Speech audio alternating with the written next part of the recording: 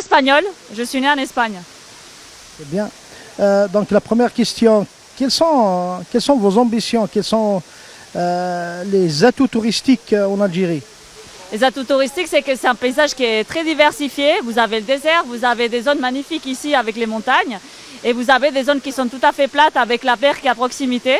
Donc vous avez des paysages très très variés. Et ça, c'est un gros atout que vous avez ici en Algérie. Vous venez de découvrir des cascades ici à l'Alam. Quel est votre point de vue? Le point de vue, c'est que c'est une balade qui mérite vraiment le coup d'être faite parce qu'elle est assez facile, elle est accessible. On peut venir à pied à travers la rivière et on a un endroit qui est juste magnifique derrière nous. On va faire du sport, on va marcher. Oui, on fait du sport, on va marcher. Ça permet aussi de dynamiser la région et les personnes, ça se voit qu'ils font des efforts pour aménager le territoire et ça fait plaisir. Quel est votre appel par rapport aux touristes étrangers?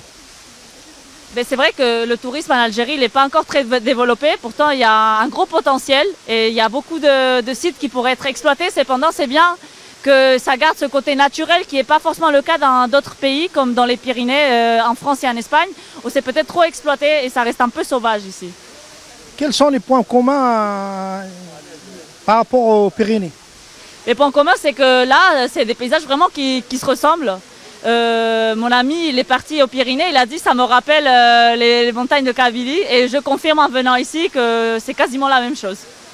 Merci bien madame. Je vous en prie. Et petite dédicace à Okaz et particulièrement au village Aliwan, meilleur point de Kabylie. Voilà.